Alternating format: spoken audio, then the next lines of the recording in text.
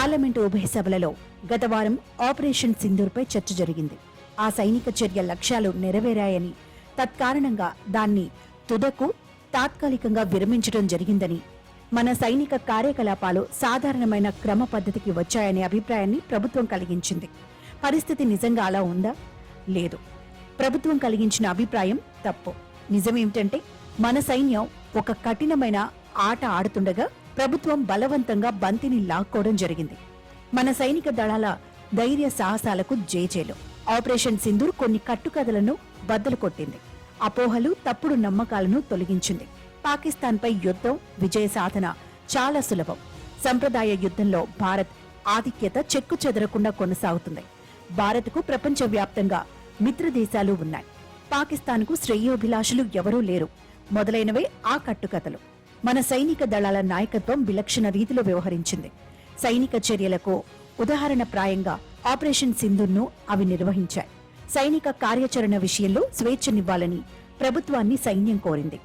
సైన్యం అభ్యర్థనను సర్కార్ అంగీకరించింది. సైనిక చర్యకు సంకల్పించింది. తొట్టతొలుత రంగంలోకి దిగింది భారత సైన్యమే కనుక దానికి సహజంగానే ప్రారంభ సానుకూల ప్రయోజనాలు దక్కాయి. పాకిస్తాన్ భూభాగాలలోనూ ఆక్రమిత కశ్మీర్లోనూ ఉన్న 9 వేరువేరు ఉగ్రవాద స్థావరాలపై కేవలం కొన్ని నిమిషాల వ్యవధిలో చేసిన దాడులు సంపూర్ణంగా విజయవంతమయ్యాయి. ఉగ్రవాద కార్యకలాపాల సదుపాయాలు, సాధనాలు సమస్తమో ధ్వంసమైపోవడంతో పాటు పలువురు ఉగ్రవాదులు హతులయ్యారు.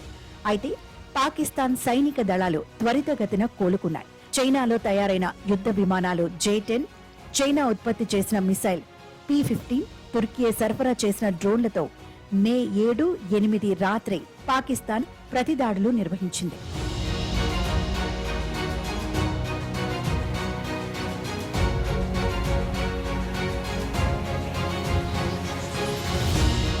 తమ వ్యూహ సంబంధిత లోపాలు, లొసుగులను మన సైనిక దళాల నాయకత్వం వెన్వెంటనే గుర్తించి కొత్త యుద్ధ తంత్రంతో పాకిస్తాన్ను ఎదుర్కొంది.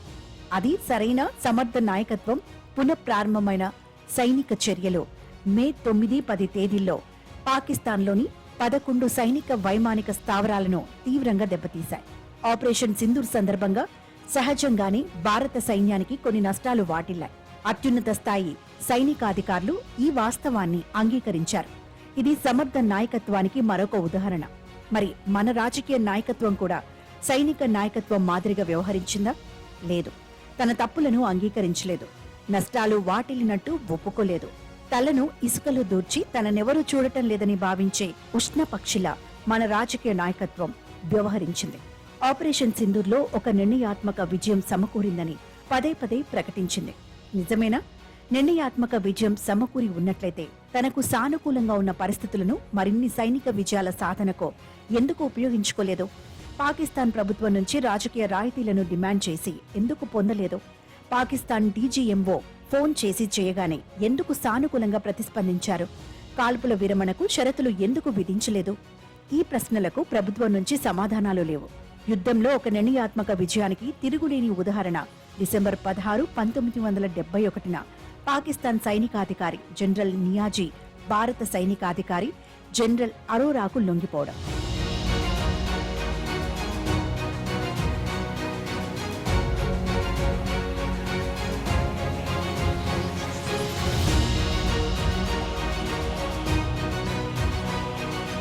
ఆపరేషన్ సింధూర్ సందర్భంగా నెలకొన్న ఒక వాస్తవాన్ని మన రాజకీయ నాయకత్వం అంగీకరించలేదు. పాకిస్తాన్, చైనాలు తమ సైనిక రాజకీయ సంబంధాలను మరింతగా పటిష్టం చేసుకున్నాయి. పాకిస్తాన్కు కొత్త తరం యుద్ధ విమానాలు, మిసైల్స్ ను చైనా సరఫరా చేస్తోంది. తాము ఉత్పత్తి చేసిన సైనిక సామాగ్రి మన్నికను ఆపరేషన్ సింధూర్ సందర్భంగా చైనా పరీక్షించుకుంది. బీజింగ్, ఇస్లామాబాద్ సైనిక బంధం ఆపరేషన్ సింధూర్లో స్పష్టంగా కనిపించింది. రాజకీయ రంగంలో చైనా విదేశాంగ మంత్రి వాంగ్ యీ ఉగ్రవాదంపై పాకిస్తాన్ నిశ్చయాత్మక చర్యను ప్రశంసించారు. పాకిస్తాన్కు అంతర్జాతీయ ద్రవ్యనిధి సంస్థ, ప్రపంచ బ్యాంక్, ఆసియన్ డెవలప్మెంట్ బ్యాంక్లో భారీ మొత్తంలో రుణాలు మంజూరు చేసేందుకు చైనా సంపూర్ణ మద్దతునిచ్చింది. అమెరికాతో పాకిస్తాన్ బంధం మరింతగా దృఢతరమవడం మరొక వాస్తవం.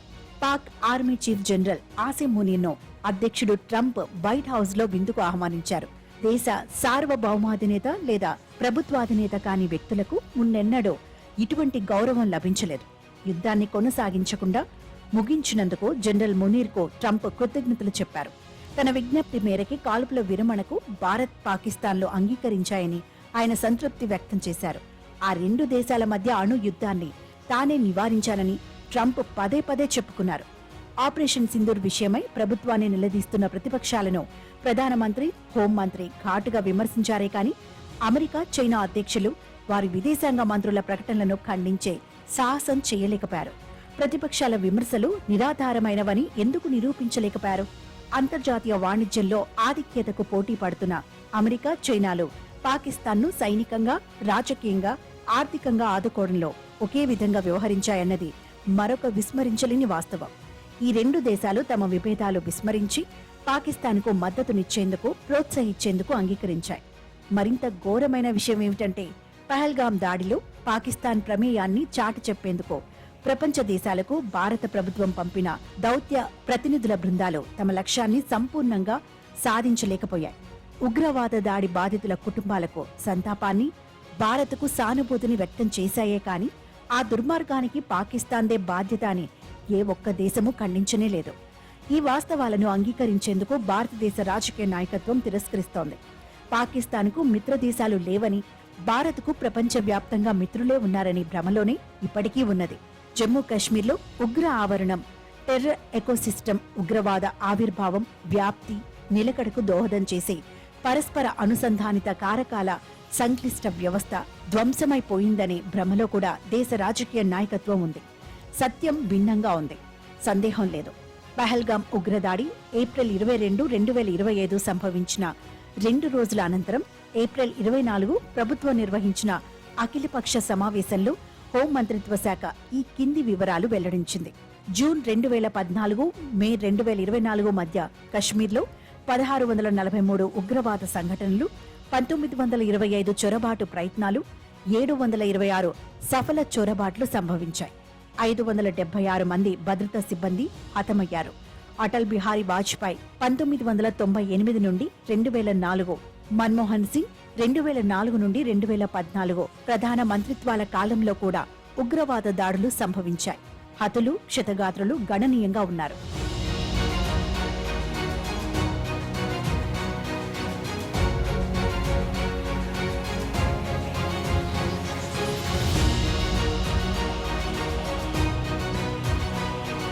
ఉగ్ర ఆవరణంలో ఉన్నదెవరు? పాకిస్తాన్ నుంచి భారత్ భూభాగాల్లోకి చొరబడిన వారు, భారత్లో ముఖ్యంగా కశ్మీర్లో ఉగ్రవాద కార్యకలాపాలకు పాల్పడుతున్నవారు. ఈ రెండు వర్గాల వారు తరచూ కలిసికట్టుగా పనిచేస్తున్నారు, కలిసికట్టుగా ఉగ్ర చర్యలకు పాల్పడుతున్నారు, పరస్పరం సహాయ సహకారాలు అందించుకుంటున్నారు. ఏప్రిల్ 26, 2025న ప్రభుత్వం కశ్మీర్ లోయలో పలు గృహాలను కూల్చివేసింది. పహల్గాం ఊచకోతతో సంబంధమున్న ఉగ్రదాడులు అని అనుమానించిన వారి గృహాలను కూల్చివేసినట్టు ప్రభుత్వం వివరణ ఇచ్చింది. కూల్చివేతకు గురైన గృహాల యజమానులు భారతదేశానికి చెందిన ఉగ్రవాదులే. జూన్ 2025లో నేషనల్ ఇన్వెస్టిగేషన్ ఏజెన్సీ ఉగ్రవాదులుగా అనుమానిస్తున్న వారికి ఆశ్రయమిచ్చినందుకు 2 భారతీయులను అరెస్ట్ చేసింది. జూలై 27, 28న ఉగ్రవాదులు అని శంకిస్తున్న వ్యక్తులను నిరాయుధులను చేసి వారు చొరబాటుదారులు అని గుర్తించారు. భారతదేశానికి చెందిన ఉగ్రవాదులు గతంలో ఉగ్రవాద హింసాకాండకు పాల్పడ్డారు. 2006లో ముంబై సబర్బన్ రైలులో బాంబు పేలుళ్లు, 2008లో తాజ్మహల్ హోటల్పై దాడి, 2011లో జావేరీ బజార్ ఘటన సదరు ఉగ్రవాద హింసాకాండకు ఉదాహరణలు. 2006 ఉగ్రవాద దుర్మార్గానికి పాల్పడింది భారత్కు చెందిన ఉగ్రవాదులే. 2008 ఘటనకు పాల్పడిన వారు కసబ్తో సహా 10 మంది పాకిస్తానీ చొరబాటుదారులు. 2011 ఘటన భారత్కు చెందిన ఉగ్రవాదుల క్రూర కృత్యమే. భారత్లో ఉగ్ర ఆవరణాన్ని నిర్మూలించినట్టు ప్రభుత్వం చేస్తున్న వాదన నిస్సందేహంగా తప్పు. ప్రభుత్వ వాదన నిజమే అయితే పహల్గాం దాడి ఎలా సంభవించింది? గూఢాచార వర్గాల వైఫల్యం, పహల్గాంలో భద్రతా దళాలు లేకపోవటం వల్లే ఏప్రిల్ 22న ఆ సేతు హిమాచలం ప్రతి ఒక్కరిని కలిచివేసిన బీభత్స విషాదం చోటు చేసుకుంది. ప్రభుత్వంలో భాగస్వాములుగా ఉన్న ఏ ఒక్కరూ ఆ అమానుష హింసాకాండకు బాధ్యత తీసుకోలేదు. ఇది గర్హనీయం కాదా? పహల్గాం ఉగ్రదాడికి ప్రతీకార చర్యగా చేపట్టిన ఆపరేషన్ సింధూర్ సాధించిన విజయాలు దుస్సాహసాలకు పాల్పడకుండా పాకిస్తాన్ను నిరోధించవచ్చు. అయితే మన ప్రత్యర్థి దేశానికి అమెరికా, చైనాల కుటిల మద్దతును ఎండగట్టడంలో భారత రాజకీయ నాయకత్వం పిరికితనం ప్రదర్శించింది. దీనివల్ల మన సైనిక విజయాలు వ్యర్థమైపోయి పాకిస్తాన్ మరోసారి మనపై కాలు దువ్వేందుకు సాహసించవచ్చు.